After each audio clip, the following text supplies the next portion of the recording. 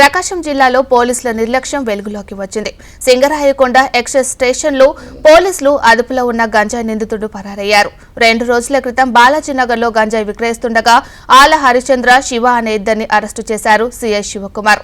ఇవాళ ఇద్దరు ముద్దాయిలను కోర్టులో హాజరుపరచాల్సి ఉండగా ఉదయం శివ అనే నిందితుడు పోలీసులు కన్నుగప్పి పరారయ్యారు.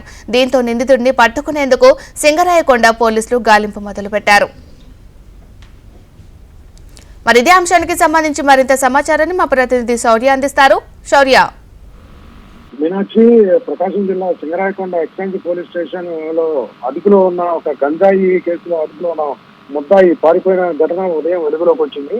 అయితే 2 రోజుల క్రితము ఈ సింగరాయకొండలోని బాలాజీ నగర్ లో గంజాయిని విక్రయిస్తున్న ఇద్దరు నిందితుల్ని పోలీసులు అదుపులో తీసుకున్నారు. వాళ్ళ పేర్లు వచ్చేసి ఆళ్ళ హరిచంద్ర, శివ అనే ఇద్దరు వ్యక్తుల్ని అదుపులో తీసుకుని అరెస్ట్ చేశారు. అయితే వాళ్ళని శనివారం అదుపులో తీసుకున్నారు కనుక ఆదివారం సెలవు ఉండటంతో సోమవారం ఈ రోజు ఉదయం కోర్టులో పోలీసులు అక్కడ ఎక్సైజ్ పోలీసులు కోర్టులో వాళ్ళని హాజరుపరచాల్సి ఉంది.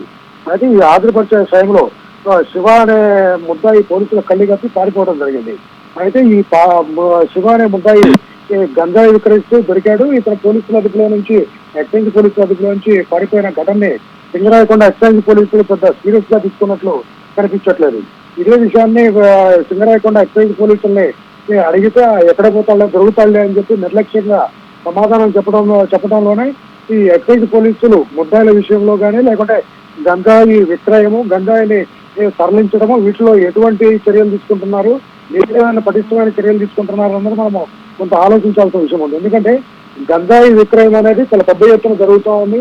ఆంధ్రప్రదేశ్ లో కానీ ప్రకాశం జిల్లాలో కానీ ఈ గంజాయి తరలింపు కానీ వీటిలో పోలీసులు కానీ అదేవిధంగా ఎక్సైజ్ పోలీసులు రాష్ట్ర ప్రభుత్వం కొంత సీరియస్ గా ఉంది. కానీ ప్రకాశం జిల్లా సింగరాయకొండ పోలీసులు మాత్రం ఈ విషయంలో కొంత నిర్లక్ష్యంగా వ్యవహరిస్తున్నట్లుగా తెలుస్తూ ఉంది. ఎందుకంటే ఈ సింగరాయకొండ అనేది ప్రకాశం జిల్లా టు చెన్నై, ప్రకాశం జిల్లాలో హైవే ప్రాంతం. ఇది విజయవాడ నుంచి చెన్నై వరకు ఈ హైవే ఉంటది. ఈ హైవేలో ఎక్కువగా గంజాయి తరలింపు అనేది పెద్ద ఎత్తున జరుగుతూ ఉంటది. గతంలో కానీ గత నెలలో ఈ చాలా సార్లు ఈ సింగరాయకొండ పరిసర ప్రాంతాల్లో ఈ గంజాయి తరలిస్తున్న ముఠాలని పోలీసులు చాలా చాకచక్యంగా అరెస్టు చేయడం జరిగింది. ఈ అరెస్టు చేసి వాళ్ళని రిమాండ్లు పంపించడం జరిగింది. కానీ ఈసారి ఈ ఎక్సైజ్ పోలీసులకు వచ్చిన ఇన్ఫర్మేషన్ తోటి స్థానికంగా ఈ సింగరాయకొండ పరిసర ప్రాంతాల్లో గంజాయి విక్రయం పెద్ద ఎత్తున జరుగుతుందని వార్తలు వస్తా ఉన్నాయి. ఈ వార్తల అనుగుణంగా వాళ్ళకున్న సమాచారంతో ఇద్దరు నిందితుల్ని అదుపులో తీసుకొని వారిని కోర్టుకు హాజరుపరిచే విషయంలో చాలా నిర్లక్ష్యంగా వ్యవహరించినట్లు తెలుస్తా ఉంది.